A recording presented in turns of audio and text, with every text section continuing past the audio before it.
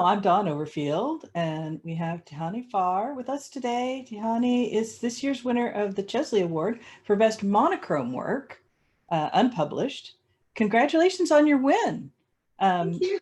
We'd love to learn a little bit more about you and your work. Tell us about yourself as an artist. How did you get interested in art and pursue being a professional artist? Thank you very much. I am from Mexico, Jalapa, Veracruz. I started artwork like about 7 years ago, kind of. I have just started to move to California. I began artwork by myself, really, because I used to be a model in Mexico before that. But I really wanted to do something that was creative and that I could expand on my imagination and use my imagination. Since a very young age, I've always been very inclined towards creativity and stories and the creation of world building. So that's kind of like been a huge hobby of mine, and in modeling is not really that much into that. So that's why I began drawing. Really, I started only for myself. Like for the first 3 months, it was only my own drawings, and then I started to get invited to more and more conventions in Mexico and in South America and Europe and a few in Asia also. My artwork is very much inspired and based in my personal hobbies and my personal interests, and those are post-apocalyptic scenarios inspired by the past, like epic and tribal, but futuristic also. I also like a lot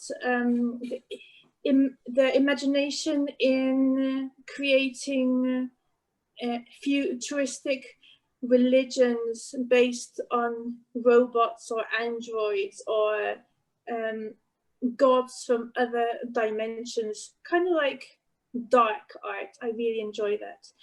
And also very much focused on female figures that would inspire myself, somebody that I would like to watch, or I would like to picture myself in if it was in a different dimension and a different world. I like kind of that kind of thing. Yeah. Sorry, was that long? No, you're great. That's great. So what was your inspiration for your winning piece? And how do you pronounce it? Because I think that's something a lot of people would like to know. My winning piece is called Gihan Akai Danan Deli Yat, and it means she who sits at the end of the world upon a mountain of bones dreaming. And she was commissioned in an event I had in London, and it was my first time I had done exhibitions over there, and I only had like a week, so I had to make this drawing really fast. And the client, he said, I want it to be something that comes out of your worlds. Since I was really young, I've always for my own hobby, I always created imaginary worlds. So I think since I was 8 years old, I began, and I just never stopped until now. And most of my artwork, if it's not commissioned, it is based on these imaginary worlds that are in and between dimensions. So he wanted an original work from one of these worlds. I don't really do that normally, but I was like, okay, yeah, I'll just do something fast. But it's really hard for me to just do a drawing and not create a whole world behind. I have to like stop myself. So with this artwork, I was like, I'm gonna do it really fast in a day and a half, and I'm not gonna like think about anything. I'm going to be listening to a book And at the moment I was listening to Pet Shop Cemetery. So like I'm only gonna think of that. I'm not gonna create anything because it's for a client. It's not gonna be my own. But like when I was making breakfast or in the nighttime, I started to think about her, and her name just came.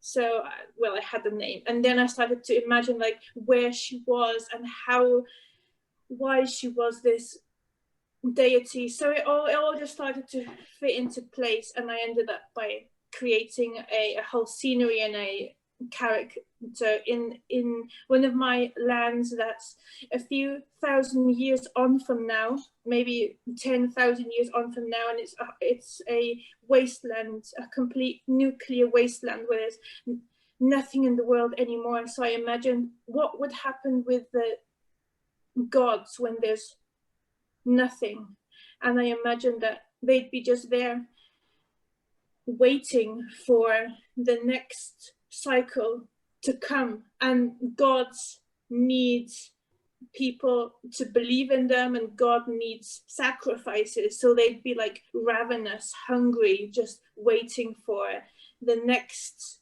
cycle of something to appear. And that's how I created Gianna Kai, and I imagined her in an enormous hall, like a huge hall with bones everywhere, and just her sat there waiting and looking into the dreams of those who have not yet arrived, like those who are going to be the next cycle. And that's the whole thing behind Gianakai. And it is in a world that I have already made, but it's a bit ahead, like after everything. So that's what she means. What's your process when you're doing a piece like that? Like what's your artistic process? I have to think the colors first and feel what I want to the feeling I want the artwork to have, and then I kind of like look up images on internet, something that has that feeling, make it in collage, then make myself, sometimes I myself do it as the model, or if I have somebody that's near me, I ask them to model like the positions for the light, and I use like a mixture of references and also photos I make with my own camera. And then I just start to when I have the outline, I just start to draw, and it all kind of like falls into place. I start with the eyes and the face, like everybody, well, like nearly everyone, and I'm just like, okay, let's see what happens with it, and it all just kind of like it all just kind of like comes into place, and the colors also, because I'm never really sure what's going to happen. I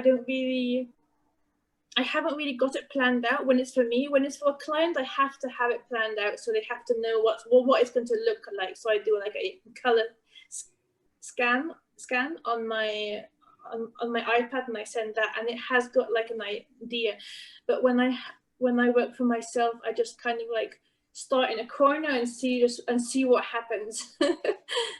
And I think that's what happens with, and all the ideas behind it, that they kind of like just build themselves the same way. They start with a name and a word, and normally that word ends up by being the name of the artwork, and then everything just carries on onto that. Yeah, it builds up from there. It builds up, yeah. So what upcoming projects are you working on? Are you working on something exciting? Are you? I have to do so many things. In this lockdown, everybody's been working on new projects and starting books, and I was like, yeah, I have to do all the same. But instead of that, I moved from Mexico City to my hometown in Jalapa, Veracruz. I made up a whole enormous house and had no time for any work, just making up the house. And then I moved from Mexico to California, so all again, instead of working on like everybody else has been doing on books and on drawings. but I have a lot of projects for this month. I have to finish artworks that are going to be for some books printed in Europe, and also I have a few gallery shows, like 7 I think next year. So I have to do original artwork. So what I'm going to, I've been working on a graphic novel for the past year, and I really like it. It's kind of like a cyberpunk futuristic thing, but I have to post a bit more. But I really want to go back and making my own work. So these galleries are going to be a perfect motivation for me to work on my own projects. And also I need to write a book with these projects for next year. So a lot of things are going to happen now that I'm already moved and I don't have to do all the remodeling that takes for ages. So do you have a dream project that you would like to talk about? Something that you would like to do that you haven't gotten a chance to work on yet? I don't know. You should not talk about dream projects. Because if you talk about them, they never come true. But yes, of course, I have my dream project. Since forever, I've been creating worlds, and at first, for the first 15 years, they were just a hobby for me, just something to make me pass time. I wouldn't even tell anybody about the stories, really. I would just like tell them to myself over and over and over again until I learned them off by heart. And then I would create more and more and more until I had like, I don't know, 20 stories. And then for some reason, I just saw that they all overlapped on each other. Like it was a whole, I don't know how to say it, like a whole, like one large story from the beginning of the universe until the end of the destruction of time. So that would be my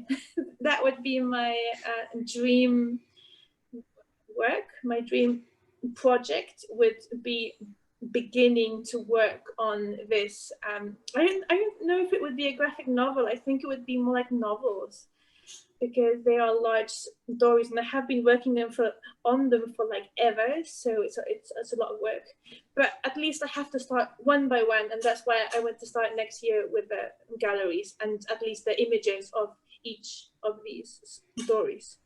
So that's my dream project.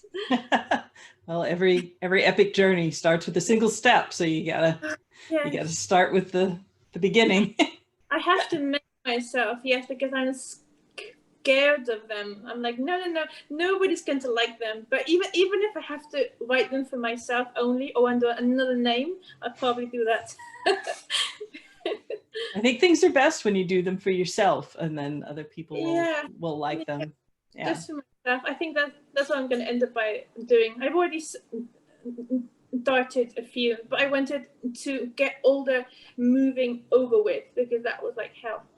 Yes, moving is always so hard. Yeah, it was really hard. Yeah, 2 years ago I moved about 2,000 miles, and that was quite a chore.